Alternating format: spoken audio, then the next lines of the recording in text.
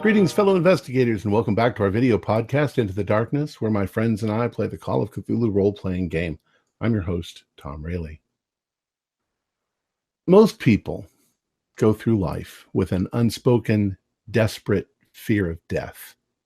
It lingers just before they drift off to sleep at night because they don't know the day or the hour when that dark angel will visit them. But what if you knew? There once was a man who had been given a slow-acting poison, and he knew only two things. One, that he was going to die, and the other thing was the name of the man who had murdered him. So he chose revenge. Our campaign is Horror on the Orient Express, and this is episode 77. I'm your game master, and Thomas McKeon will be giving our recap. So let's begin our journey into the darkness. Thomas? Thanks, Tom. My dear Annie, it's been almost 2 months since I last wrote to you, and I'm sure that you have many questions about my absence. Currently, I stand in the Constantinople train station, awaiting my friends to return so that we can board the Orient Express back to London. A lot has happened since we last spoke. I'm scared to say that it was probably our last. I need you to understand the sort of danger that I'm in, so that you and George don't make the mistake of involving yourself in anything like it. You see, Annie, I've seen things you wouldn't believe. Horrible things, amazing things. Things that have changed me. Things that have changed my friends, or who I'd once call friends. I'm not sure if they're my friends now, after what I did to them. Put a long story into a single page is difficult, but I'll try my best. After the Challenger event, where I watched our friend, Julius Smiles, perform his presentation, he was taken by a man named Ahmet Makriat. Somehow this man assumed Smiles' identity, tricking us into collecting items I cannot begin to describe to you. In short, we delivered these to him in Constantinople, where he then trapped us away to die. The real Smythe was there as well, horribly disfigured, tortured by Mehmet and his followers. We managed to escape, but I broke. My mind wouldn't budge. It was conflicted between horror at what we'd done and crippling sorrow for what we may need to do to stop it. It was because of the others that I'm writing this letter to you now. We escaped a tower of filth and skin, taking what remained of Smythe with us. They fought the guards, pushed me into action, and freed slave children. Without them, I'd be a dead coward. Yet, even now I fear what's to come and what we've changed into. Dawkins, once a man of science and ethics, paired with sophistication and wit, now forever changed by magic and his need for survival.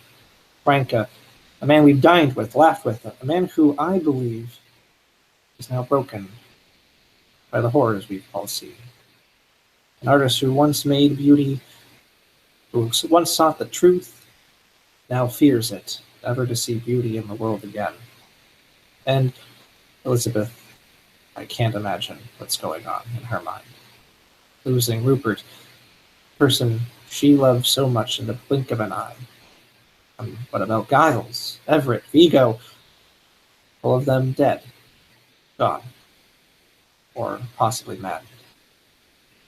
And finally, myself. Once a man of ethics and morals passed on by my father. A man who once dabbled in the horrors of the beyond.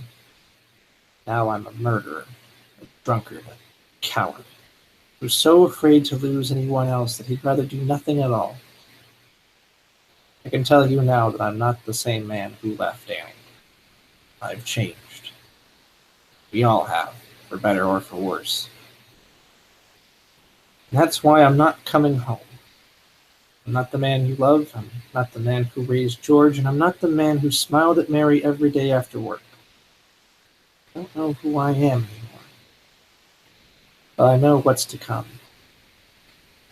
I used I used to tell Smythe about those dreams I had after listening to the device I made.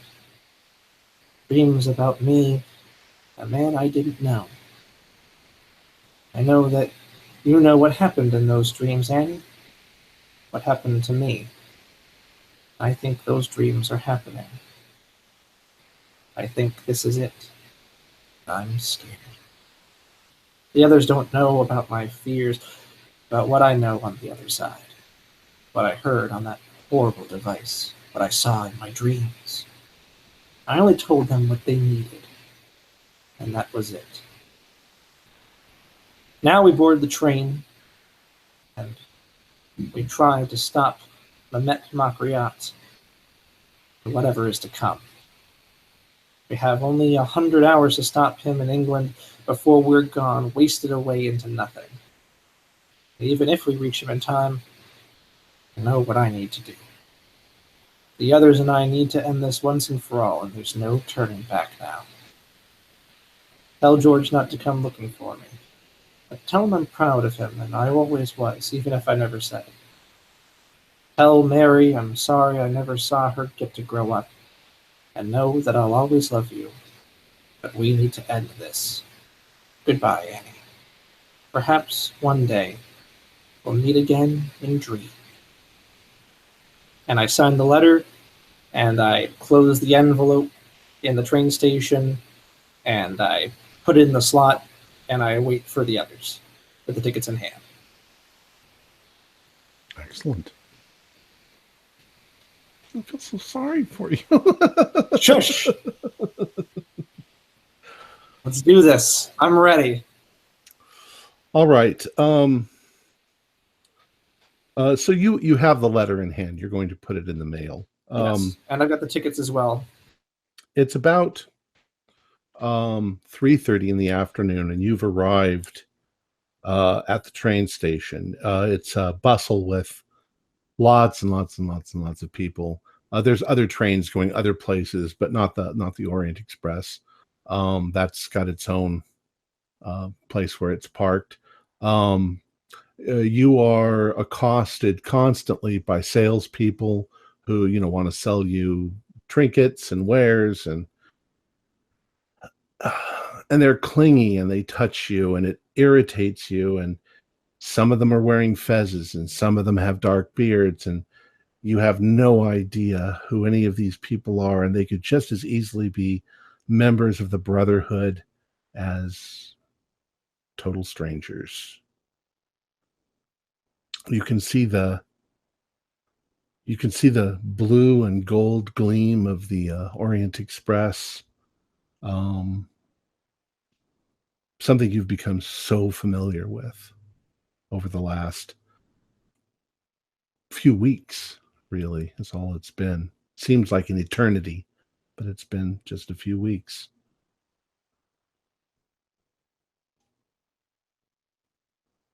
There's somebody up there taking tickets and helping people get on board. What would you like to do? You've already got your tickets, and your berths have been assigned. If I'm the only one here, I'd like to look around and kind of see the crowd for the others, because if the train is boarding now, they should be around. I assume that you're all showing up there. Yeah, okay. You've all found each other. We've all found each other. So I'm gonna hand off. I'm gonna guess that the tickets have our names, and they also have our room numbers. I'll pass them out, and I'm gonna say it looks like they couldn't get us rooms all together. We're sharing with another person. They have bird numbers. Yeah. We're all in the same car, but we're in different rooms. Oh, I see. Well, it was last minute. Can't be helped, can it? No. I've had a thought. This is the only train that's available, which means that this was the only train for Mehmet. So he could be on this train. I don't think he probably is. I don't think he could be. I think he is, and he's going to be in our car. Our car is a specific car that goes straight to France and then takes us to England. We're going straight there, and so is he. If he's got the simulacrum, he could it could be anyone. He could be one of our roommates. Exactly. Fun times. Fun times. Well, I would suggest that we keep to ourselves, even with our roommates. We don't speak. We don't. I'm not saying be completely rude, but let's not hold any sort of conversation with anyone. Well, I think we need to find out who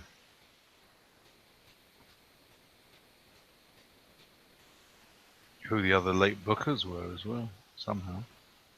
Yeah. I don't. Can't have been that many last-minute tickets left, so. True. We can find out. Although, seeing how packed this train is, that could be the majority of the train. Hmm. However, let's just keep an eye out for someone that might strike us a bit odd. I mean, he might go into the guise of an Englishman, but he might not act like a proper Englishman. So, Is there any way for us to tell? I don't think there is. unlike the skinless cult, where we can tell with different patches of skin and things of that sort, I think with the simulacrum, it is nearly impossible for us to tell. Wasn't there a thing in one of the books, in one of the journals, that said something about if light strikes it at a certain angle, you can tell it's the simulacrum? I think that's with the simulacrum, not on a person, but the pieces by themselves. I know that they change colors in the light, but that's when nobody was wearing them. They were just pieces of a statue. I'm not sure it will work the same way when it's on someone. I think the best way for us to try to identify him is just keep an eye out for someone who might be acting a bit strange or a bit off. Their actions will probably tell more than their appearance. I vaguely remember something about that too, Dr. Keith. When they saw, I don't recall his name, but the guy that was wearing the simulacrum before, that there was like the way the light hit him, it like sort of shimmered around him or something. Wasn't that how they got the pieces off? You could see the seams. Yes. That's right, the seams, yes. That's what they could see. I mean, it may not be huge, but at least it's something we can just keep an eye out for. Yeah, I have something to separate those seams, by the way. So. And speaking of that, can you remind me, Dr. Dawkins? I seem to recall when we were testing out the pieces and you were using the knife on the pieces, you cut into the torso and it actually cut into you, right? Correct. So your knife can actually cut through the simulacrum, not just the seams, but the actual simulacrum itself. Yeah. Okay. I want to make sure of that. I wonder if he knows that. I would imagine he would. I mean, he's been after this thing for so long. But does he know that we have the knife? I pat my my vest. I have it tucked away. I would imagine at this point you like flash it all the time. You like clean your fingernails with it, No. like your teeth. No, I keep it in my pocket. Okay. Like the One Ring. Right.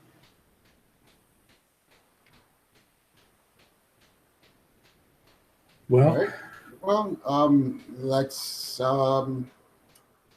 let's board see who we're rooming with, and let's say in about a half hour to 45 minutes, we meet up in the lounge for some tea, and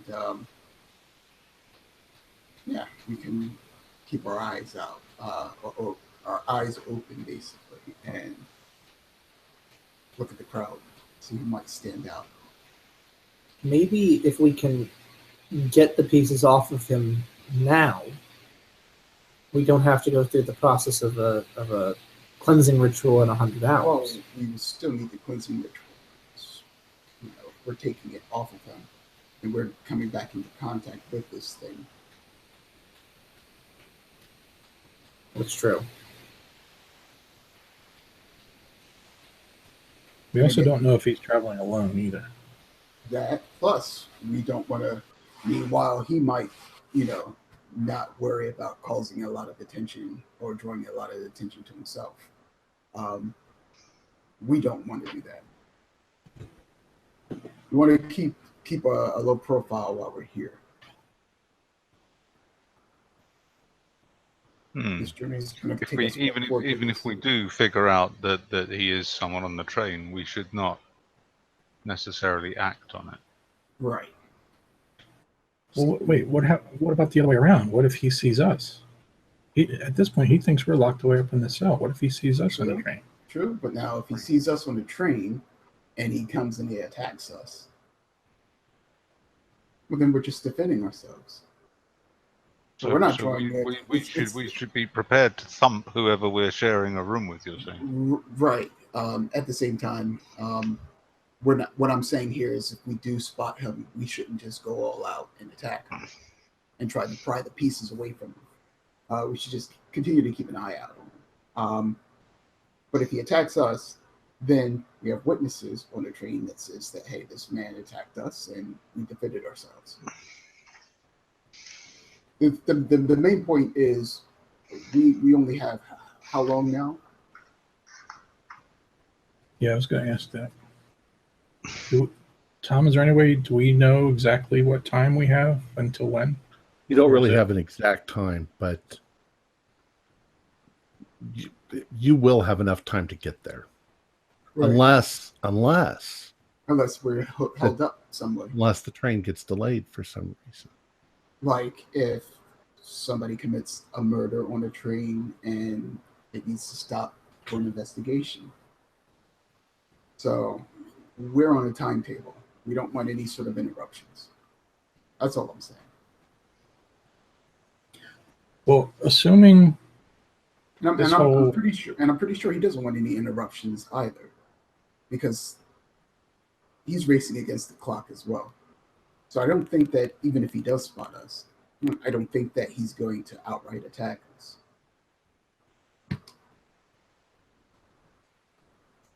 Also, isn't there something about taking on the shape of somebody but having to kill them? Or is that something I'm just coming up with? Yes, they need the skin in order to take on someone's form. In order to mimic somebody, they needed to kill an individual. But I might be wrong about that. Assuming the time started it, we basically went through that whole ceremony and mess at around 2:00 in the morning, I think, give or take. Mm-hmm. So assuming that, we would have 100 hours from that point. Is that correct? Or probably less. But I'm just trying to figure out, like, do we have to be there by... Today's Tuesday. Do we have to be there by Wednesday at 6 a.m.?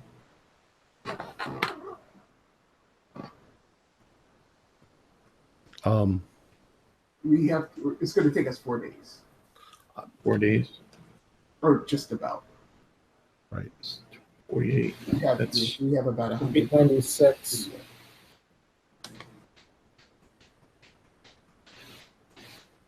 So we have 96 hours to get where we're going. Right. Which gives us 4 hours to find his shop and complete the ritual. Right. I was kind of hoping that you wouldn't obsess over it because I told you I screwed up the time. I imagine that it goes faster, like nonstop. So we'll have a few hours. You'll hopefully without delays, you'll just make it. Right.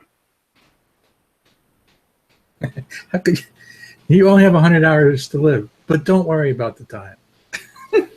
Well, I'm just saying don't call me on the carpet for Okay. exact numbers here. Maybe it's just an estimate. The great old ones don't work in exacts. They work They don't know what hours are. They just kind of whatever. 100 hours, 150 hours, it's somewhere.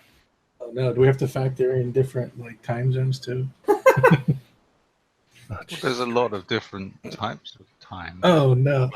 So it's all detailed in those special books. Desperately to find one of those other books and learn how to stop time and reverse it for a bit to give yourself a bit more time. Oh, whatever. Can I also clarify one other thing? This train that we're on, it's a car, is what you're saying, right? We're in one particular car, and that car is going all the way. That's correct.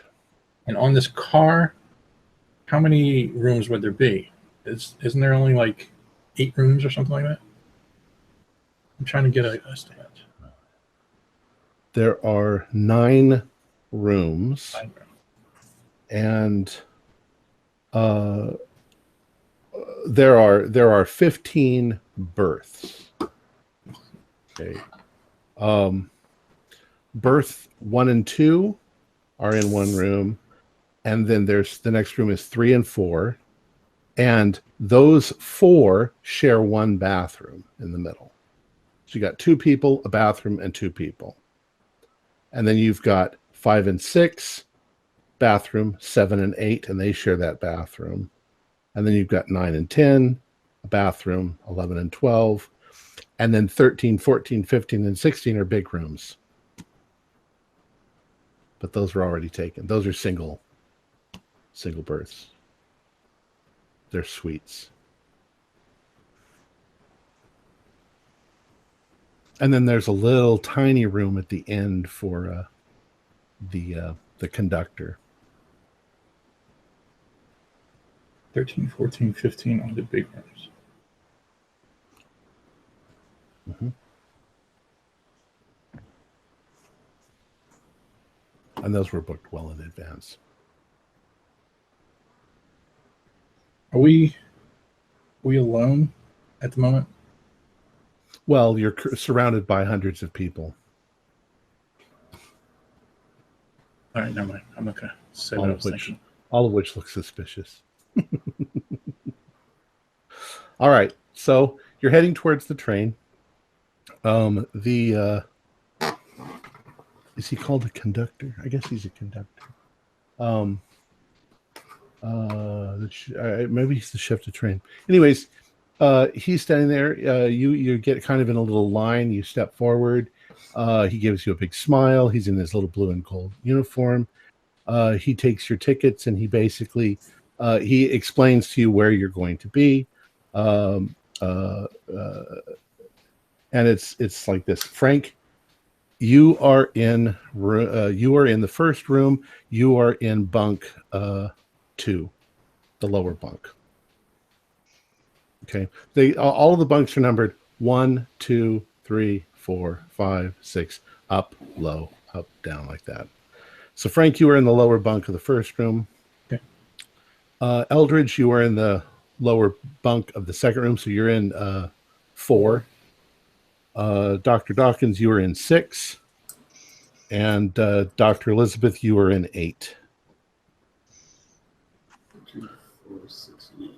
So Dr. Elizabeth and Dr. Dawkins, though you're in different rooms, you will have the same bathroom. Frank and Eldridge, you will have the same bathroom. Now, there's something that I didn't really realize before, but the way the bathrooms work in the Calais, in the way the train is designed, is you are asked by the staff to keep your bathroom door locked. Okay? The reason why is when you unlock your bathroom door, the other bathroom door locks. That way nobody from the other room can walk in on you accidentally. Okay, so once you lock your door, then if they want to come in, their door will unlock. So they won't both unlock at the same time. Does that make sense? Yes. Wait, no. That means we're never safe in the bathroom. Somebody can always get in. They could get in from your side. If you Right. lock, if you step into the bathroom and you lock, let's say you step into the bathroom and you lock the door, okay? Nobody can open that door except you. And you can only open the one that you can get into your room. Nobody on the other in the other room can unlock that door. So you're saying to start, they're both unlocked. You open one, you go inside, you close it, you lock it, and then the other one, or you No, Yeah, Okay. right. Sounds it that way. started this one. They're Okay. both locked. Okay, you have a they're key. both locked, and only one can unlock at a time. Okay. If this one gets unlocked, this one will not unlock. So it's Okay. kind of a thing so that nobody can walk in on you in the other room. Okay. So they start off locked. We unlock it and we walk in. Right. The other one has a mechanism that won't. They Okay. ask you to leave your bathroom door locked. That way the other people can use it. Okay. If you accidentally leave your bathroom unlocked, the other people will not be able to go to the bathroom. So, if, say, for an example, I lock mine, their door to the laboratory will be open, They'll be able to Then- unlock it. or they'll be able to unlock it. Right. So basically, when they unlock their door, my door won't open. But You when I won't be unlock able my to open door, it, right? right? If I unlock mine, then they won't be able to. Okay, so basically, it's locked on both, but when you unlock it, the other door won't Right. unlock. So that's what he's saying. All right. So you guys have stepped onto the train. Most of your baggage has been whatever baggage you have left. When you got back to the apartment, your rooms had been ransacked. You'd lost a simulacrum. You'd lost the scroll. They just trashed your rooms. So I don't know what you've got left, or how much you're Okay. worried about your stuff. Well, did they take any of the books? I don't think they were interested.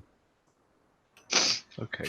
So you still have your stuff, and you guys are moved into your room. So let's do. I assume you're going to go to your room and at least get situated. Yeah. There are a lot of people on the train going back and forth. Everybody looks suspicious to you at this point. Any one of them on this train could be Mehmet Makriat. Okay, Frank. You come to your little door and you slide it open. And inside your room is a rather rotund man.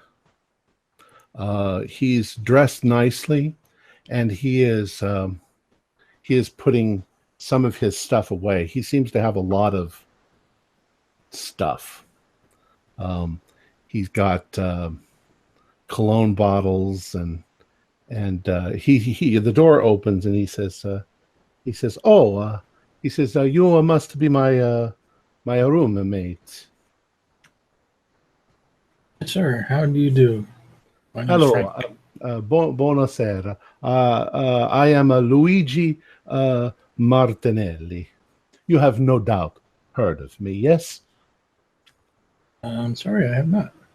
Oh, you don't like the opera, no? I've only been once, and it was a bad experience, so I've not been back since. Oh, that's too bad. I am an opera singer. I am traveling actually to London only on a short vacation. I'm actually going to I am going to be performing at La Scala in Milan. You've no doubt heard of this place, yes? Mhm.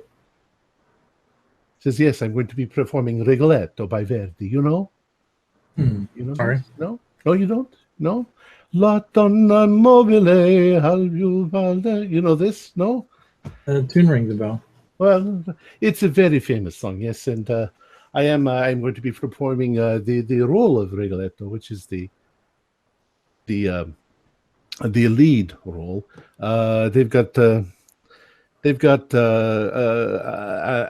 Alberto de Battista de Franco to play the part of the Duke of Manal. I do not know who my leading lady is going to be. I'm very, very much hoping that it will be Caterina Cavallaro. I have records of her singing, and she's got a beautiful voice. Yes.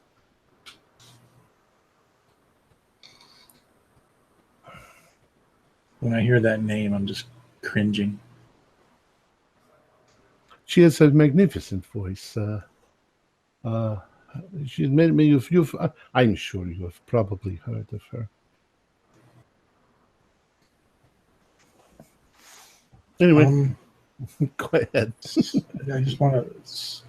I thought this particular train was going straight through to London, Yes, I'm going all the way to London. but you're stopping to sing in Milan. Oh, no. I have a business in London, and then I am coming back to Milan. The opera, on the way back. The opera doesn't. She doesn't start for like 2 months from now. Oh, okay. I misunderstood. I thought I was on the wrong train for a minute. Yes, that would have been horrible for me to go all the way to London and find out I am in the wrong country. Now, he's kind of a big fellow, so it's a little crampy in there with him. You mentioned cologne. Does he smell? Oh yeah. It smells nice. It's not overdone, but it doesn't smell like farts or anything in there. And he's well dressed. He's well groomed and all of that. But he's a diva. All right, room number 2. Eldridge. Mm-hmm.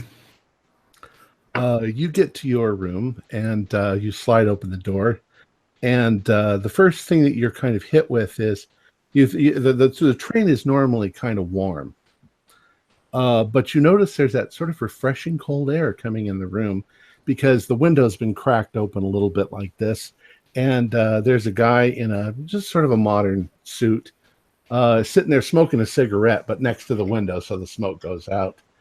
And he doesn't look like a wealthy person, but he doesn't look like a poor person either. Obviously, he wouldn't be a poor person on the train. And he's like, "Hey, how you doing?" Hello. As I walk in and close the door. He's like, "I already put all my stuff away. I hope you don't mind." It's fine. I've only got a few bags. And I begin putting my stuff away. He says, "Jack Gatling."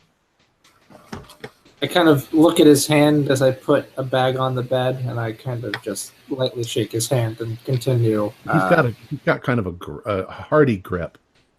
He's Okay. definitely got an American accent, probably Boston. Oh, that's good. He's like, "So, were you on vacation out here?" I nod.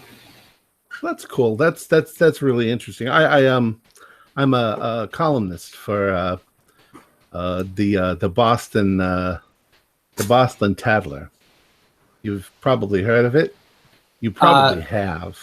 I smile because I say I do know of it. I'm an editor. I frequently work with them.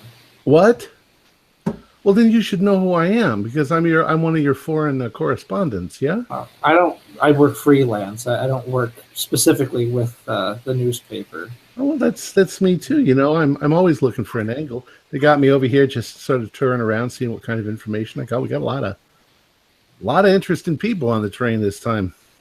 I want to look at them because I do live in Boston. And I am an editor, so I would have worked with this newspaper.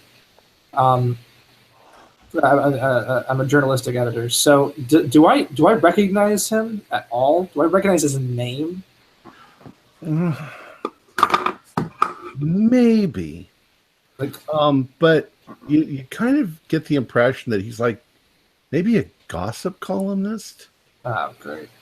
Digs up the dirt on people, and you know, Should have gathered that from the angle. I'm looking for an angle. Yeah, not the part that you're really looking for. I mean, not the part of the newspaper you really read that much. Yeah. Yeah, we got quite a few interesting people. You know, we got an opera singer in this right over here, and some other guy. I don't know who the hell that is. We got a politician, English politician guy, and we got. Let's see what else we got in here. We got a couple of count and his wife and a baron. There's a baron down there. There's a freaking Japanese guy. I don't know what the fuck that's all about. I perk up when I hear the baron because but I don't say anything. I visibly kind of lift my eyes up from what I'm doing. I'm not looking at him. I'm undoing my bag, and I say, "What are you writing about here in Constantinople?" Well, I was just sort of looking around. You know, they're going through the transition where they're switching from the Sultanate to they went from the Sultanate to the British government. And now they're switching back to what's the hell's his name? I always forget his name. Ataturk. And it's kind of interesting, but I'm way more interested in who's fucking who.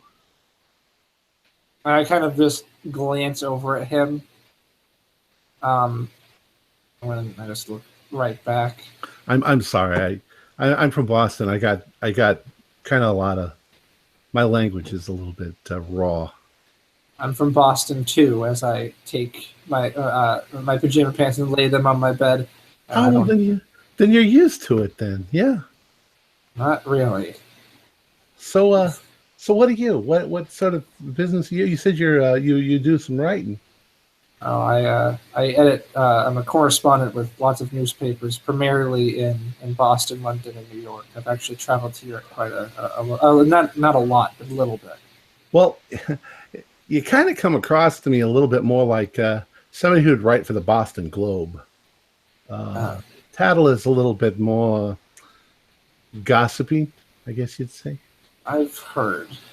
Like I said, I only edit, so I'm looking not at the substance but the words. I see. That's cool. You're a cool guy. Yeah. We got to have some long conversations. Tell me about your vacation. Tell me about the things you saw. I look at him and say, I'm more of a listener than a talker. Ah, good, because I'm a talker. That's good. I kind of give a smile. Says, who knows what we got going on here on this train? There's so many crazy people on this train. Who knows? What can you tell me about this English politician? What the hell's his name? I think that's Sir Robert Harrow. Harrow, that's it. Yeah, I'm not so sure. He's got the credentials and everything, but he might be a bit of a poser. You've talked to him? No, but he's got kind of a reputation. Kind of a ladies' man. Then he sounds like the kind of guy that's right up your alley. Well, I don't know about that. I think he's got his nose in the clouds. Oh. You say there's a Japanese man on board. Yeah, I saw him. I don't know what his name is or who he is. I just thought that was kind of unusual, yeah? I mean, we are in Eurasia. I'm sure that there are Chinese and Russian and Japanese. Yeah, to be honest, I don't know whether he's Japanese or Chinese or any of those other. I have no idea. But he's, you can look in his face and you can tell that he's Asian. I'm sure that you can. Asians are usually obviously Asian. Right, and I kind of give him an eye. Maybe he's an Eskimo. I mean, who knows? I kind of give him a look as I fold up my clothes and I set it on the bed. And I'm pretty much done talking with him for a little while. All right. He's worn me out. All right, let's jump ahead to Dr. Dawkins. Dr. Dawkins, you open up your door, and there is a rather tall man, well-dressed. Comes across as a very stiff, proper individual. He is straightening his tie, looking in the mirror, and he's like, "Oh, hello." I will, tip my hat and good day, and I'll close the door and put my things away quite quietly and to myself. He says, "Sir Robert Harrow." Doctor, He extends his hand. Dr. Theodore Dawkins. Ah, doctor. That's very noble profession. You have have any famous people that you've treated? Oh, I'm not that type of a doctor. I am a biologist. A biologist. So you are attached to a university, perhaps Oxford or Oxford. Oxford. Very good, very good, very good. Then you probably know Dean Snolsbury. Snolsbury? Never heard of the Snolsbury. That's his last name, you know. Top of my head. Yeah. We'll both chuckle and I'll say, yeah, of course. It's spelled Snolsbury, but it's pronounced throat wobbler mangrove. I'm just going to keep using that joke until it's old. And sorry, your impression of this guy is snobby, but Do I get a name dropper. I'm sorry. Do I get the impression that he's a quiet individual, or that he's Somewhat. At first, all he wants to talk about is the people that he knows, and the important people that he knows, and then I'll let him do all the talking while I pack, and as he's talking, I'll pull out a book and start reading while he's talking. well, and as he's talking, his direction of conversation takes an odd turn. Before you know it, he's talking about the ladies, and what they, what impresses them, and that is quite a lovely lady next door. I'd like to get to know her better. There's also a rather lovely Spanish woman down the hall. I'd really like to get to know her, and it goes on and on about that. Well, I will say, sir, you look like a man that comes from owed money. And the main thing that women tend to be interested in is men with money. So, And power. Yes, I have at one time held a peerage, but the way that goes. well, you shouldn't be here trying to impress me with all of your experiences. Why not? I certainly Why not try the young lady next door? And if she's not there, go down and speak to the young Spanish lady. I certainly feel safer now that I know that I'm on board with a doctor in my room. Mm-hmm. And we'll leave it at that. Okay, go ahead. And I'll just, I guess if he's walking out, I'll say good hunting, and I'll close the door and lock it. Oh, well, he's not walking out. Oh, damn it. I'll have to put up with his He's primping a little bit too much, maybe. Oh, he's scared. And he's still settling in. All right, Dr. Elizabeth. You get to your room, and there is a rather lovely young woman. She looks like, maybe in her early 30s. And she's dressed in a nice white dress with a little hat on, and she's sitting. She's already had. She's got all of her stuff put away. The room is nice and neat. She's sitting next to the window, and when she sees you open the door, she immediately stands up and she says, "Hello." Hello, how do you do? She says, "Elaine Constanza." Ah, Elizabeth Keith. Ah, Elizabeth Keith. That's it's very nice. Please. I guess we're going to be roomies for a while. It would seem that way. You're for London, I take it. Yes, yes. Jolly good. I believe I'm the bottom bunk then. Oh, yes, you have the bottom bunk. That's probably more comfortable for you, anyways. Yes, yes, it certainly is. I'll just stow my my luggage neatly as possible.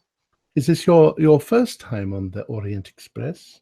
No, this is a return trip. I'm just I'm coming to the end of my my grand tour, as I believe they used to call it. Ah, that's lovely. Yes, I'm kind of heading back to London myself for the same reasons. Yeah, you've been out inspecting the great tour, the great treasures of the old world. Oh well, and I've you see, I'm employed as a translator, a linguist. Oh, I see. So I've had some business here in Constantinople. You But translate Turkish or? well, I do French, German, Spanish, and I'm fair in Turkish, but that's the one that I'm working on the most right now. Ah, my taste, I must admit, is confined largely to the dead languages. Really? Like, what do you do? I'm a historian. Oh my goodness, that's very interesting. So what, Greek and Latin? Primarily Latin, although I think on my return home, I'm probably going to be availing of myself of some lessons in ancient Arabic. My goodness. A little project I have We planned. could have all sorts of conversations in all sorts of different languages and not understand a word that each of us is saying. Quite so. Well, I think this is going to be a lovely trip. Yes, let's hope it's relatively uneventful. I'm not in the mood for drama. Do tend to get held up at these border crossings and so forth. Oh, well, let's hope there's none of that. So, you guys settle in, and let's say it takes you maybe 40 minutes to settle all your stuff in and get going. And the train leaves at promptly 4:30 and starts heading back around Constantinople and heading up into Europe. You will be traveling from Constantinople. The first place where you're going to be stopping will be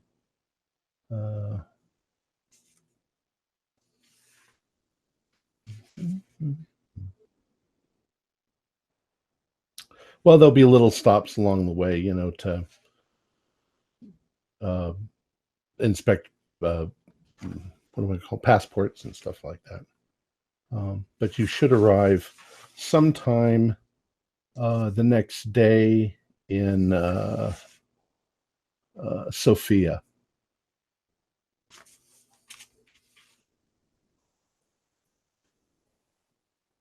But it's still early. It's only about 5:00, 5:30. What would you guys like to do?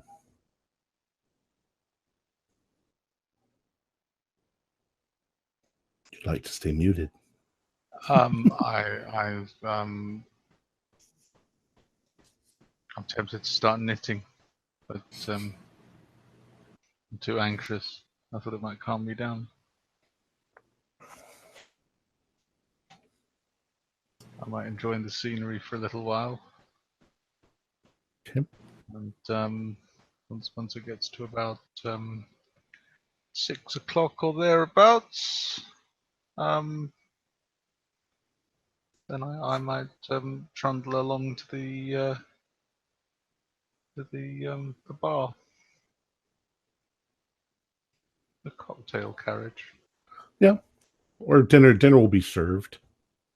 Well, I'll have a little pre-dinner cocktail. I assume we're dressing for dinner. Yeah. It's the Orient Express, after all. So how about the rest of you? What are you guys doing up until dinner? I mean, it was my assumption that we were going to meet in the lounge after we get kind of prepared. So I'm going to be in the lounge. Was it the lounge? Sorry, I thought it was the bar. Sorry. Or is in the lounge, I'm pretty sure. Salon. Or whatever they call it. Okay, so you guys are all in the lounge. What would you like to do while you're in the lounge? You look around, you see some of the other people. Jack Gatling has kind of attached himself to you, at least in some part. And he keeps pointing people out to you. He's like, that's La Donna Margarita del Garda. She's the Spanish lady. And that over there is Lord Michael Margrave. He's the Baron of Blackpool. There's Kurt Groening over there. He's a German industrialist. You've got the Count and Countessa Mathieu, Henry Mathieu and Emanuela Mathieu. Mumu Haddad, an Egyptian scholar. And finally, you've got Hiroshi Nakamura, businessman. All right, so you guys are drinking, and I'll let you sort of notice that very few people would like to talk to Jack. Okay, especially the aristocrats won't have anything to do with him. Really? It's nice that they've decided to lay on a band. Playing weird music. Are they playing 1960s lounge music? That's what that is. And what is 1960s lounge music? I've never heard these words before. So you're in the salon, and you're having drinks, and a couple dynamics that you see going on. You see that Lord and Count and Contessa Mathieu, they seem like a very proper couple.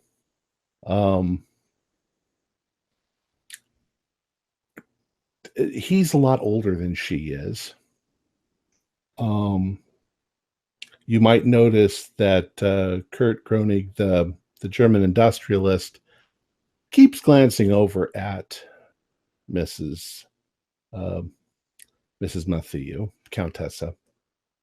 You notice, oddly enough, something between the rather large mustached Baron Margrave and perhaps the beautiful La Donna Margarita del Garda that might be going on. You also notice Jack noticing all of these things.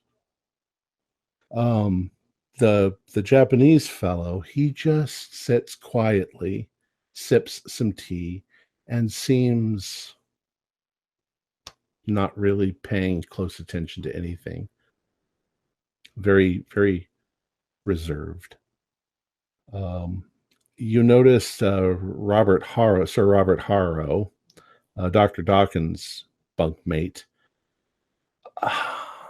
is a little inappropriate. He keeps trying to talk to Elena Constanza, and she's not really interested, but he's kind of freaking insistent on talking to her and trying to charm her. So that's sort of what's going on in this room.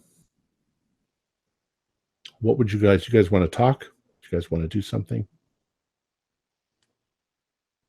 Well, what are our first impressions of the people we're sharing rooms with? I don't know. What impressions did you sort of get? I was asking the others. Oh, I'm sorry. By way of starting a talking point Hmm. in an immensely subtle manner. Um, None of them reacted in any way to us being there. no, mine was perfectly friendly and rather normal. Mine wouldn't stop talking.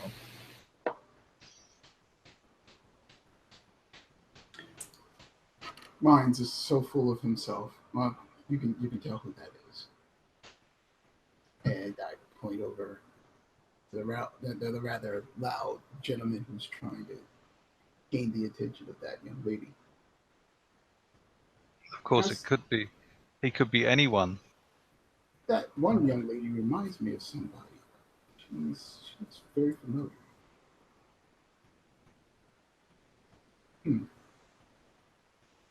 Nah.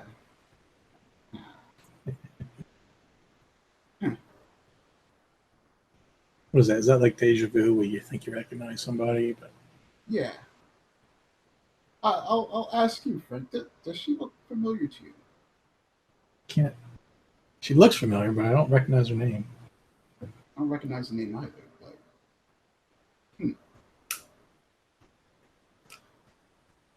I'm just.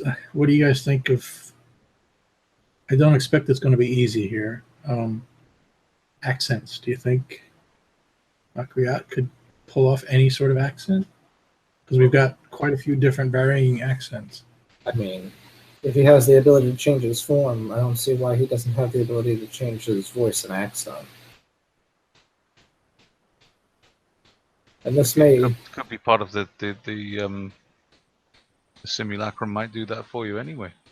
yeah. Also, how about this though? Seems like everybody is doing everything that I guess normal people would do, except for that one gentleman, and I point to the Japanese gentleman. I mean, perhaps that is normal, just to be by yourself and drinking tea. But like I said, we wanted to keep a low profile. We're set on a timetable. Well, perhaps he doesn't speak English. That could be the case as well. But what I'm saying here is all these other people are sort of drawing attention to themselves one way or the other. But it's something that they probably would normally do. So it doesn't seem like they're drawing attention to themselves. To them. This gentleman here might be normal for him to sit alone quietly. Or could be trying to keep his head down and avoid any sort of conflict because he's on the same timetable as we are. I don't know. At this point, I can't trust anything. Did all these people come out to the lounge with us? At some point or other, not necessarily with us exactly, but At varying times, yeah. in other words, nobody's hiding in their cabin. No. Cabins are kind of cramped anyway. I mean, they're not cramped, but they're boring. Well, yeah, nobody's hiding in their cabin.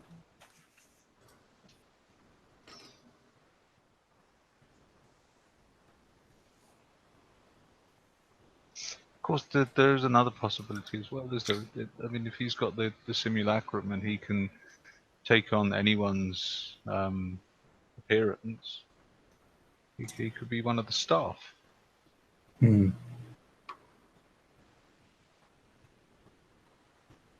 He could be literally anyone.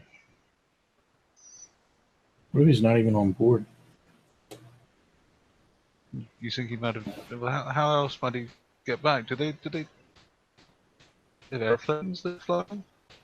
I'm thinking Rupert was a pilot. I mean, maybe he chartered a plane. Maybe that's what we should have done. I don't know. I mean,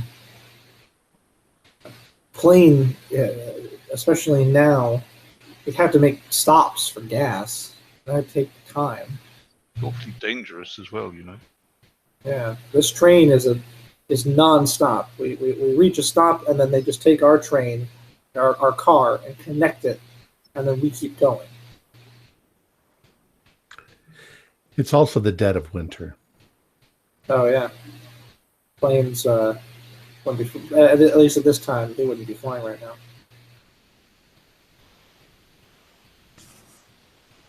because of oh my god. Well, weather itself would be. But yeah, the weather, and then I think it's air pressure. They didn't have Well, temperature itself might be a problem too. yeah. Well, my first thought is, I'm assuming we're able to talk amongst ourselves, right? Without. There's enough din and noise going on that, yeah, you know, if you lean over and you talk, nobody can hear you probably. I think my first concern is just getting through tonight. One of these people is a madman who wants to kill us. I wonder if there's any way we can talk anybody into switching rooms.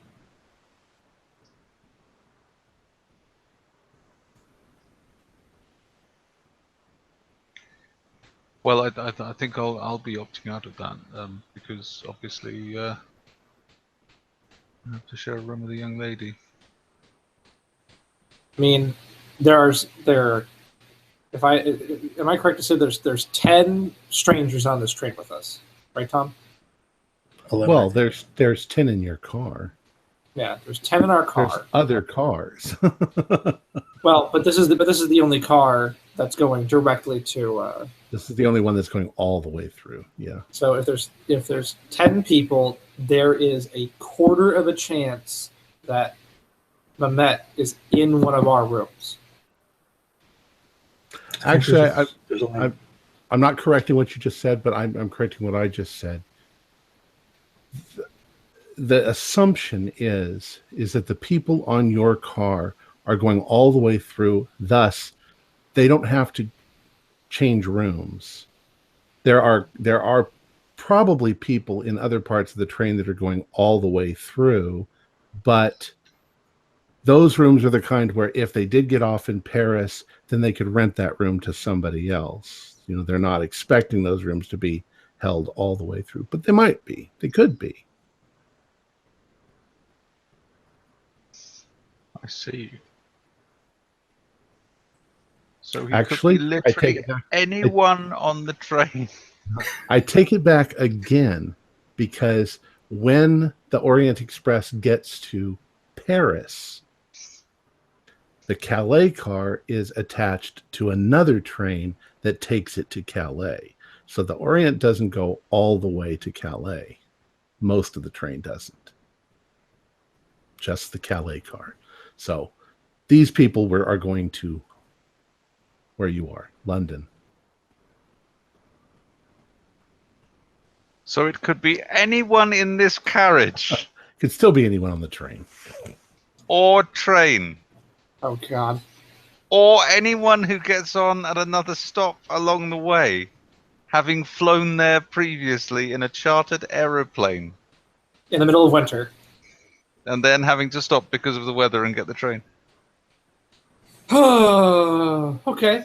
Or who drove their car to Sofia and then picked up the train in Sofia. Now, or I mean, technically, we could, and this may seem far-fetched, but I think we should just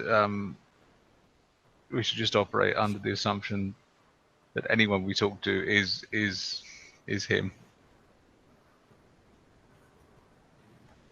Potentially. We must be very, very cautious.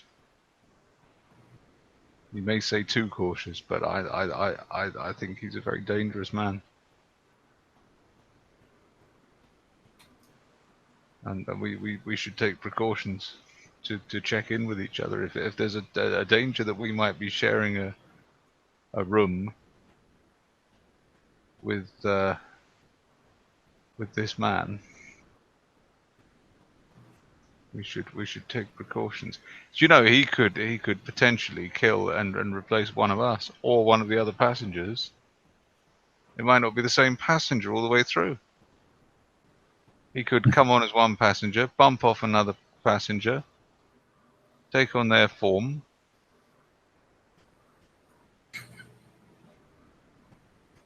You're not helping, Dr. Keith.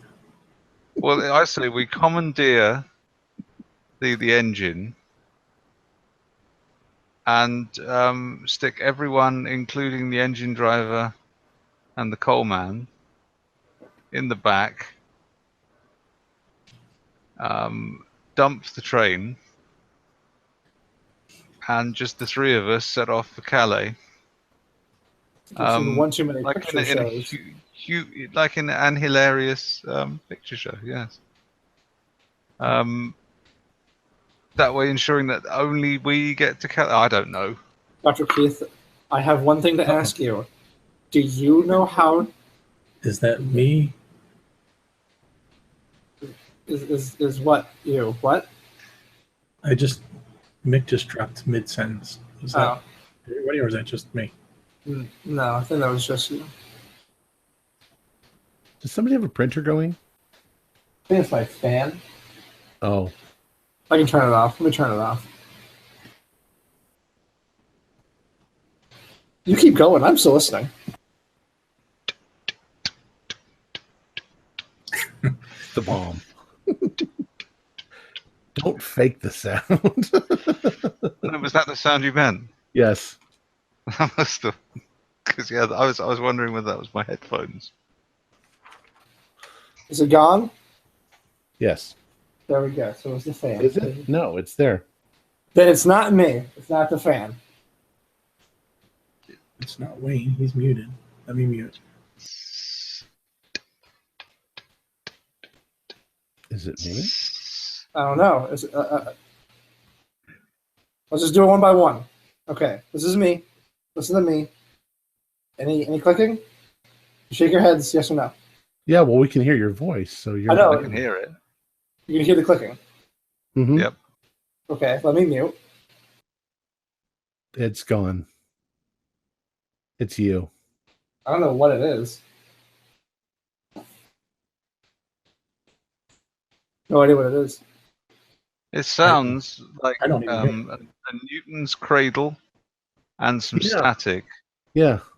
Yeah. Is there a Newton's cradle and a TV detuned to static in the room with you?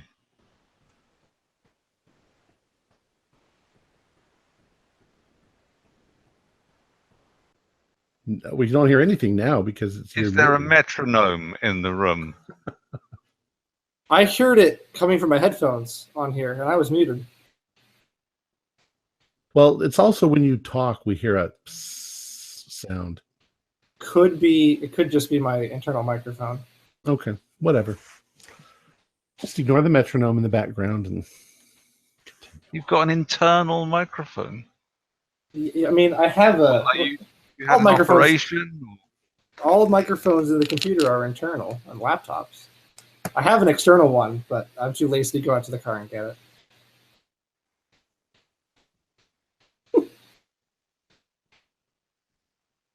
So, it's approaching dinner. I'm being transfixed by that sound. Sorry. Sorry. All right, now it's time for you to go to dinner.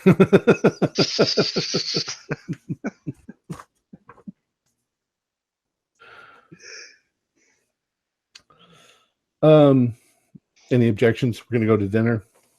No. You guys sit down at your table. You can all sit together. Gatling is also at your table because he wants to be, and nobody wants to be rude. They bring out a carafe of water. They bring out food. They have wine if you want to drink it, stuff like that. More intoxicating food. The food's of course delicious as it always is. Any requests? Anything you guys want to do while you're eating? I will try as best I can to ignore Mr. Gatling. Well, he's kind of ignoring. He's ignoring you. He keeps looking over at the Baron, and he confides in you. He says, "I think there's something going on there. I think maybe that that guy over there, the German fellow. There's something going on between him and the Baron and the Countessa. Maybe behind the Count's back. I just got an inkling.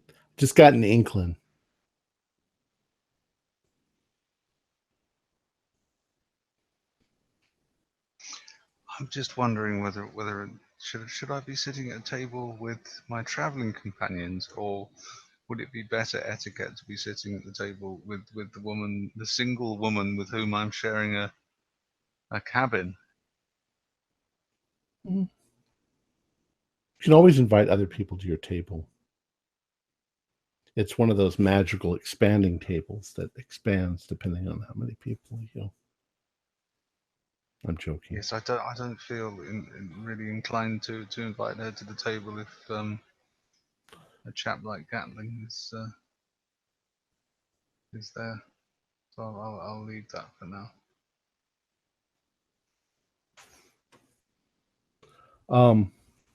Perhaps next time we dine, we could invite a couple of people to join us in the hopes of filling the table and having a conversation. Yes, and having a better standard of company. Well, I would like. It's kind of unusual. I'd like you to describe the mundane part of your meal. I mean, what do you do? Let's say the meal in this case is steak and potatoes, or you say potatoes and vegetables, but very nice steak, potato, and you know what I mean, high quality. You have, and of course you can have dessert at the end and coffee and.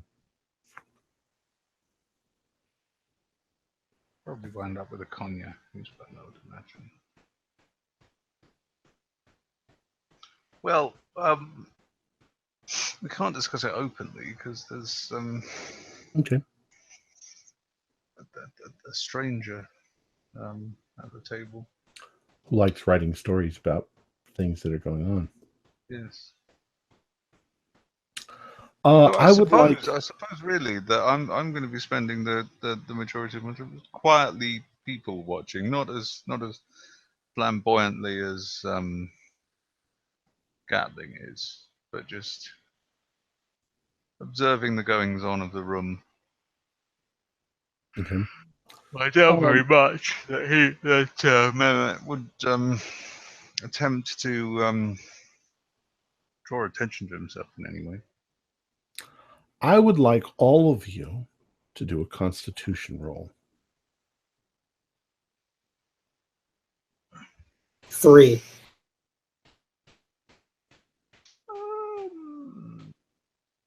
35 out of 45.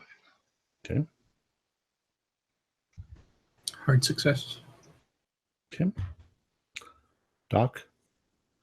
87. Failure. Okay.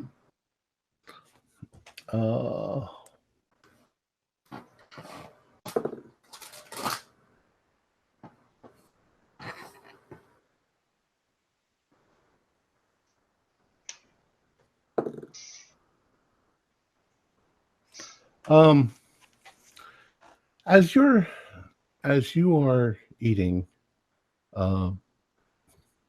you notice some discomfort in your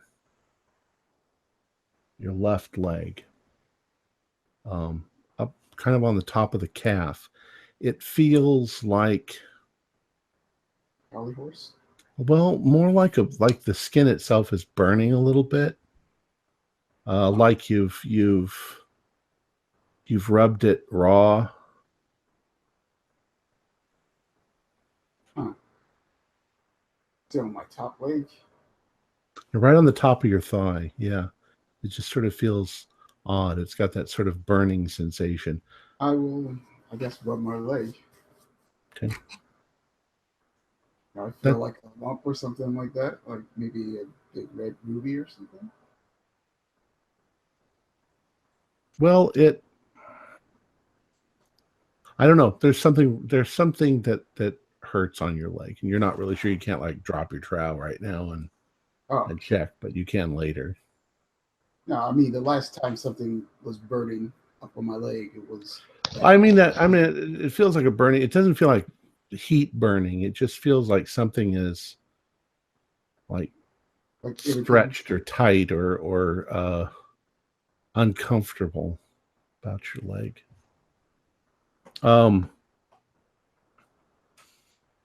About an hour into the meal,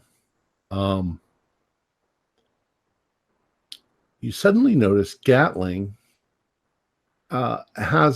starts to get sort of a little bit of a distressed look on his face, like he's not feeling too good,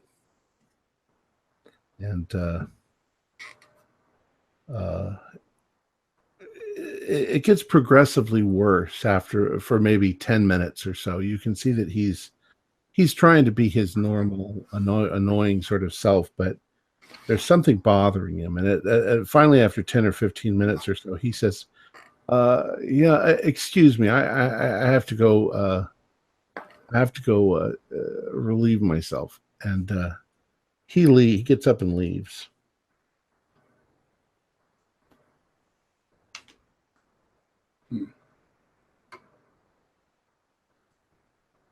This was this is Gatling, you said? Yeah.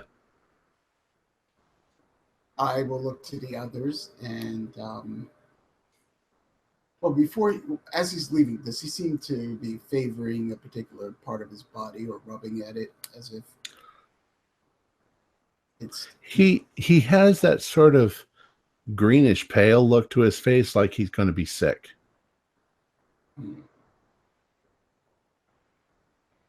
I mean, I keep thinking that you're a doctor. It's like you can tell that that's the problem. He looks like he's nauseous. Okay. Nauseated. I mean, yeah, I do have medicine, but I mean, I'm not like a physician or anything like that. Right. But I do know my way around anatomy and physiology and microbiology and things like that. So, and a bit of chemistry. So, I'm no stranger to these things. It's just I'm not. Don't ask me to do surgery. Well, I guess you can ask me with my my little tool, but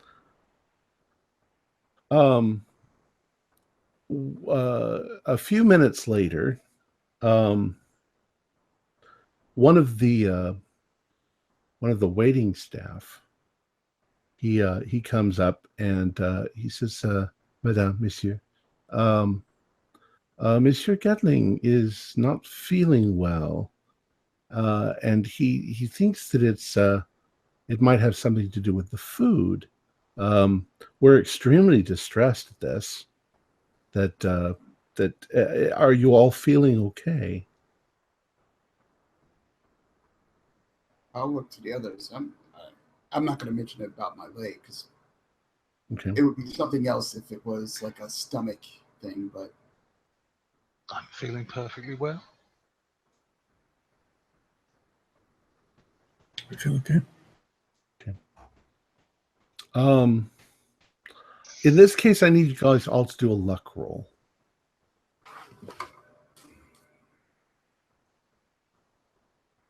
Failed hard. I got a 22 out of 45, so I pass. Okay. Pass. Oh, 44 out of 47. Cool. Eldridge, you've started to notice too that your stomach feels a little leapy. You've been kind of suppressing it, but now that he says that, you're starting to feel almost like you've got a stomach virus or something. Is it bad enough that I have to excuse myself? It's getting there. I stand up and I say, I do feel a little ill, actually. My stomach is giving me some issue. It could have just been something I ate. Or lack thereof. I would like you to do an idea roll. Okie dokie. I'm going to kind of force something on you, but... Okay. That's 59 out of 70. I passed. Okay. Early on in the meal, you're using your deductive reasoning. Early on in the meal, Gatling poured himself a glass of water from that carafe. You poured yourself a glass of water maybe 15 or 20 minutes later. Nobody else did that. Everybody else was drinking wine or something else. Or some people drinking bottled water, mineral water. But you're the only two that drank from the carafe. I don't know how I'd be able to tell if it was poisoned or not, because I don't want to cause a panic, but at the same time, I don't want to be like, "That's poison." Like it's not. At this point, you're probably getting ready to run to the bathroom. All right. Well, I'm getting ready to run to the bathroom, so excuse me, gentlemen. Don't drink that. and I run to the bathroom, and I say, "Don't drink that," and I point to the pitcher, or not the pitcher, the bowl. The waiter looks at you, and he looks at the carafe, and he asks you. He said, "Did you order a carafe of water?" I nod and I leave. I'm sorry. I have to go. Okay, you're going, but you actually didn't order. Oh, I didn't order? Nobody ordered a carafe of water. Oh, you're saying that it was just brought out for no reason at all. Okay. So I say no. And at this point, the waiter gets the guy who's in charge. What the hell's his name? The chef de brigade? Or, anyways, he comes over. You've run off, and this is the staff of the Orient Express. He's like, we don't understand. He says, if you didn't order a carafe of water, we wouldn't have brought you one. Most people like to drink mineral water or anything like that. So how did this get here on the table? He immediately takes it away. He says, we're going to immediately investigate and see what's going on here and how this could have happened.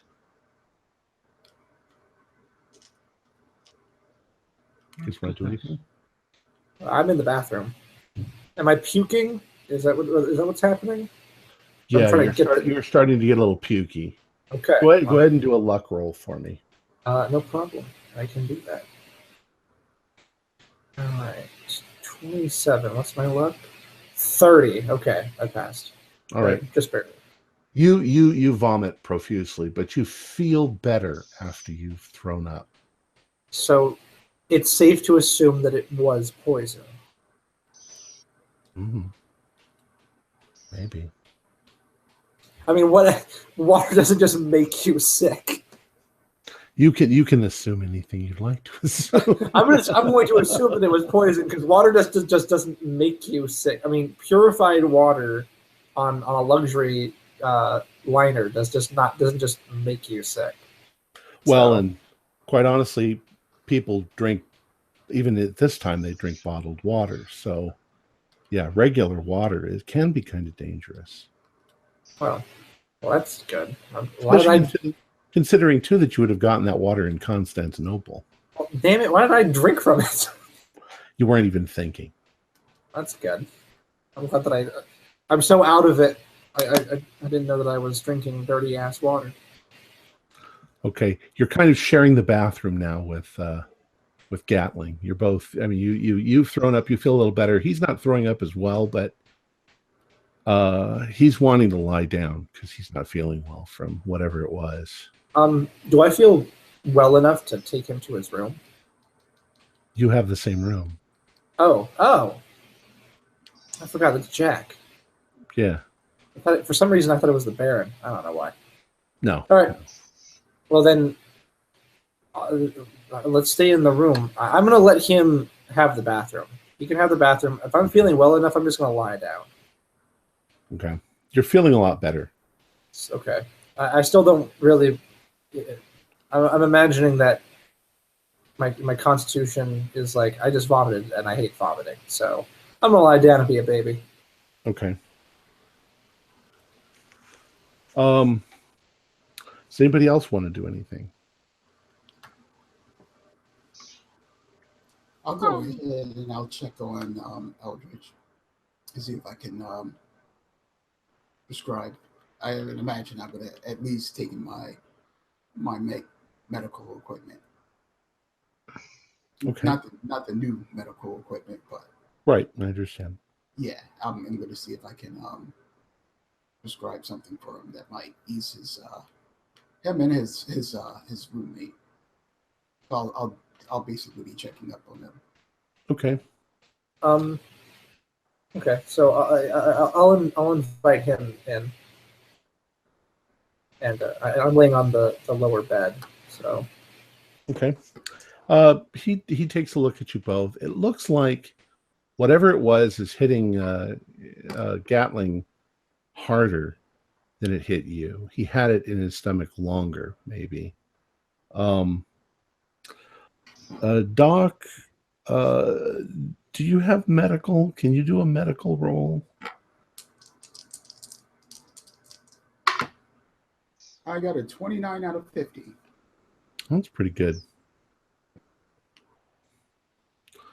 I'm going to say that there's definitely signs in his face of poisoning of some kind. His eyes are his pupils are dilated, and it looks like it was really mild. It's not like if it had stayed in his stomach longer, it might have killed him. But you're not sure exactly what it is. The symptoms could have been a number of different things. Eldridge and Gatling both tell you that they couldn't taste anything in the water. I'm going to I'm gonna whisper in Dawkins' ear. This had to be Mamet. He has to know that we're here. I'm not. And your room is what? Right next to mine, right? I think it's next to it's I'm to the left of you, and I'm to the right of Frank. Okay. All right. So I'm just gonna be in the next room, and I'll check on you periodically. I'll go back to the rest of the folks. I'll bring you up to speed, and I will say now we have to be careful what we eat and drink, even water. In the water wouldn't be safe to drink. I'm wondering though, it depends on the chemical compound of the poison. Do you want to do some sort of analysis? Sure. You could actually, it's gross, but you could analyze the vomit, some of it. Sure. Do a chemistry roll. Sure. I got a 17 out of 70. That's really good. You detect traces of antimony. Antimony. Okay. It's a poison that's both colorless and odorless. And in large quantities, it will kill you. Like iodine powder. Yeah. Okay. But is it plant-based? I don't know the answer to that. Okay. Feel free to look it up. All right. I know if it was protein-based, No, antimony is an element. It's on the periodic table. Oh, so it's not even. Huh. Like arsenic. Oh, okay. Well, then never mind. Wow. All right. So yeah, I will. Wow, you can only go about what 3 days without drinking water. Go a while without eating, but we need water. All right. So Like I said, there's bottled water on board. It the ship to Tron says that it's really unusual that somebody would have brought you a carafe of water. Unless you absolutely requested it. okay. Well, I'll just let you guys know to be careful what you eat and drink. And I've lost my appetite for anything on this train. And I'm gonna go to my room. And I'm gonna be I'd say about every half hour I'll check on Eldritch and his companion. Okay. When you get back to your room, you have the opportunity to check your leg. All right. Yep. And there's no other way to describe it except that the skin on the top of your thigh, the front end of your thigh, is really tight. It's like the skin is stretched really tight, almost shiny tight. Mm. And it's really uncomfortable when you touch it, and it kind of burns. Mm. But you're not sure why. I probably wouldn't have any sort of ointments or anything like that. But maybe. What should I do? A luck roll or something? No, you got some medical stuff in there. All right, so I'll try to apply something. If it's a burning sensation, I'll try to apply something that will sort of give a sort of cooling. Cools it off a little bit. Yeah, okay. That may work. You're not sure if it's really working, but the skin remains kind of tight. Okay. Do I see any? I mean, you said it was just shiny. Is it discolored? A little bit. It's kind of pale because it's stretched so tight, and you get, the more you think about it, the worse you start to think about maybe it's going to split. And then I think about our time in that cemetery.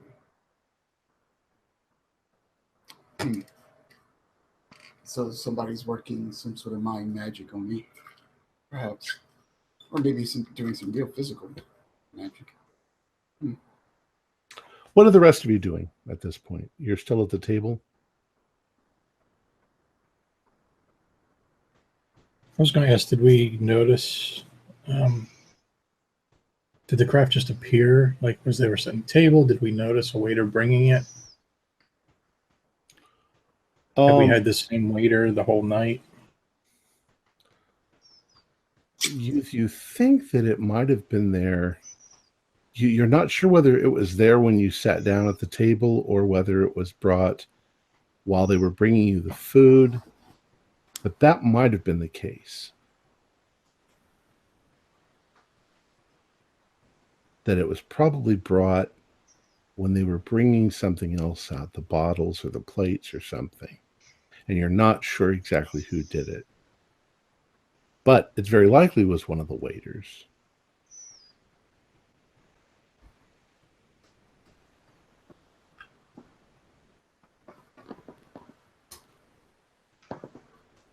I'm thinking actually we question waiters and see if we can find out who had access to our table. Yes, I think that's a very good idea. Okay. So it could be anyone at all. So we'll say that there were 3 waiters in that room at the time, and there was also the chef de train, kind of the maitre d'. I think might be getting these names all wrong. Wait a second. The chef de brigade. Chef is chief, the chief of brigade, whatever that is. And there would have been some waiters, three waiters. What would you like? How do you want to handle this? First of all, I guess did Dr. Dawkins share that we know that it's poison now, or was that just something he was doing back in the room? But you didn't say that he came back out to where you were, so Okay, so we don't even know. No, actually I did. I said I was going to go out and bring everybody up to speed. Okay. Let them know what was going on. All right, so you all know. Yeah, then I was going to return back to my room.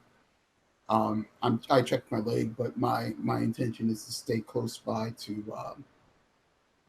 Eldridge and his companion. Well, the chef de brigade, the guy who's in charge there, William Kendall is his name. He's very distressed that this sort of thing happened, and he's launched his own little investigation. He tells you that apparently there was a small note with the carafe that identified which table to put it on. The waiter says that it wasn't there when they began, but there were people coming in and out of the kitchen. He didn't notice anybody that wasn't supposed to be there, but the carafe was delivered because there was a request for it, and there was none on any other table. So somebody must have left it there. Do you tell him that it was poisoned? That's what I was thinking. Okay.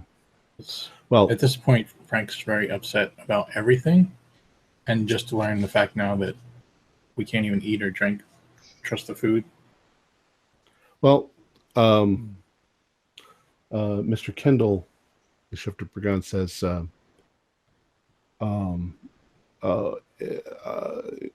will do whatever you request. If you want me to get the police at our next stop and have them come on board. To be quite honest with you, because I realize you're basically telling me that somebody on the train tried to poison you. I'd rather deal with the police farther in, like in Italy, than the ones in this part of the country. Just because a little more primitive and a little more violent. And I'll say I'm not necessarily looking to get the police involved either. I mean, at this point, there's probably no evidence that would hold up anywhere. But just so that you're aware and the waiter's aware that someone just tried to kill us. So maybe just tighten down security in the area, only bring us bottled water, precautions, that sort of thing. Yes, and if there's anything that else I can do, any way I can make it up to you, I realize I'm horrified that this has happened.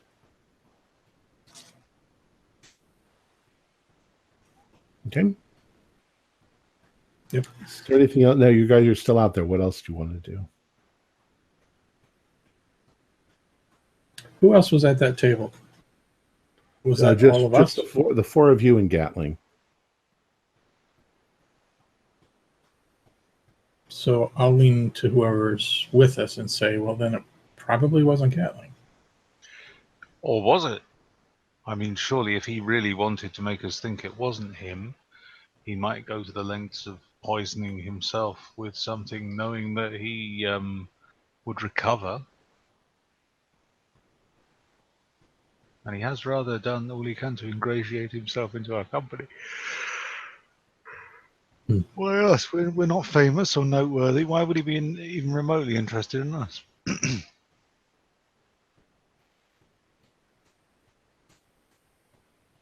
Yep.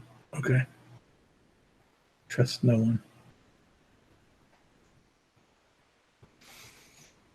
So are you guys going to take a little bit more time and lounge there and drink and maybe go back to the salon? Or are you going to go to bed? It's still fairly early.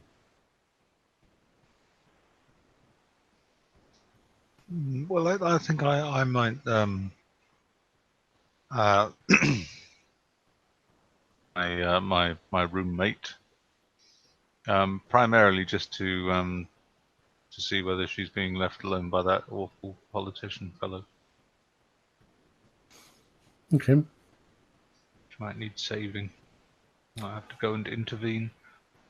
Well, in fact, when you get back, you said you were going to your cabin? Well, no, I'm just going to see where she is, whether Oh, I she's see. here or in the cabin. You can see that she's trying to ignore the guy, and he keeps finding excuses to come over and speak with her, and she's just, please leave. So you're walking in on that. Yes, I shall go and have a little chat with her. Oh, hello, Dr. Elizabeth. Why don't you Hello, join my me? dear. How are you? How are you? And he's like, he looks at you, and then he just sort of walks away rudely. She says, please join me. She says, my God, that man is tenacious. Yes, he seems so. Has he been bothering you long? He hasn't stopped, really. He hasn't stopped since since he first saw me, I guess. He seems like he's quite he likes to throw the names around, doesn't he? He seems like a dreadful fellow. I'm not so sure. Half the things that he said, I'm not so sure that he didn't just make them up. You found him unconvincing, then? There's no way a man like that could know so many famous people. I mean, you'd think that he'd. I don't even know if Gandhi was around, but that's a little too early for Gandhi. He was still a lawyer back then. Yeah. I would think that he know the Pope. That's probably who he'll tell us he knows tomorrow. My goodness me. So I've just been sitting here trying to ignore him with my nose in the newspaper as I'm reading. And she says all of these bloody newspapers are like 3 days old. So I guess they can't get that. I guess so we're going the wrong direction to get decent information from London. Indeed, yes. That's surprising. Normally the Orient Express is rather good for those kinds of things. Well, it would seem going in the other direction from London. You get the newspapers faster than when you're already here heading back the other direction. It's rather disappointing. She says this one's from 3 days ago, and she sets it on the table. Well, I suppose I should have a look at it. I mean, even 3 days ago, it might. It's been a while since I read a paper, especially a London one. You look down at the paper, and I don't know. What do they have? Cricket? Do they have cricket in the winter? I don't know. That probably doesn't make any sense. There's various things that are going on, the royal family, this and that, and then you notice a word that pops out at you. Islington. Aha. Well, I'll read on. Islington shopkeeper murdered. Signs of a struggle. An Islington shop proprietor has been found dead under mysterious circumstances. Mr. Robert Osborne, owner of Osborne's Gentlemen's Outfitters on Nelson Street, was found dead in his shop by a member of staff as she arrived for work. Scotland Yard Detective Inspector Phillips said there was a great deal of destruction in the shop, indicating a struggle that would have been quite noisy. However, the doors were locked and there was no sign of forced entry. I would also like to ask anyone who was in the vicinity of Nelson Street between the hours of 5 and 7 of yesterday morning to make themselves known to the police. Well, it doesn't say what kind of mysterious circumstances. The doors were locked and there was no sign of forced entry. Do I still have my London A to Z with me? containing is a little book containing a map of all of London, Sure. which you need to get around in London because it's rather difficult to find some places. Nelson Street in Islington. Hmm. Now, I believe at some point, didn't we see a card belonging to Mehmet, or did I imagine that? A card? Yes. Did we see his card? I don't believe so. No, I don't think we did we? I think I imagined that. Do we know where his shop is? I don't think so. Other than in Islington. I'm just going to have a look in the A to Z for Nelson Street Okay. and just acquaint myself with where it is Okay. in relation to Islington Underground Station and the Angel Yes. and He did reveal that he had I a wrote- little shop in Islington. Yeah, he asked if there was a card. Oh. But Yeah. I'm saying he asked if we knew where his shop was. He did tell us it was in Islington. Yes, you know that it's yeah, in they're all Islington. they're all in all the antiques dealers and antiquarian places are all in Okay. the same little bit. All right. In the lanes. Which might not be called that. Don't know. There's also, well, I'll just remind you, there's also that newspaper article from way, way back. Oh yes. Yes, of course. It was quoted last time, yes. So there are ways of finding out where that shop is. And I think that's where we'll cut it, unless you guys have any last words. Have any last words?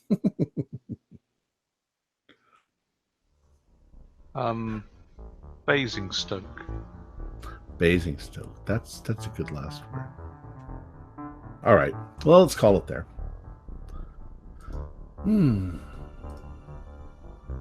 Our players included Thomas McKeon, Mick Swan, Jeff Wilkins, and Wayne Worthy, with myself as the keeper of the secrets. We're currently producing 4 shows a week with music and sound effects added in post-production in order to create a richer listener experience. We provide audio-only versions of our show free for you to download from Podbean or iTunes. If you'd like to become a patron, visit our Patreon account. Just $1 or $2 a month will help us a lot. Like, share, subscribe to our channel, and punch that bell icon for updates on our latest shows. And leave us some comments. We love hearing from you. This is Tom Rayleigh, together with all the members of our gaming club, inviting you to journey with us once again into the darkness for another adventure into the universe of H.P. Lovecraft and the Call of Cthulhu role-playing game. Until next time, good luck and good gaming.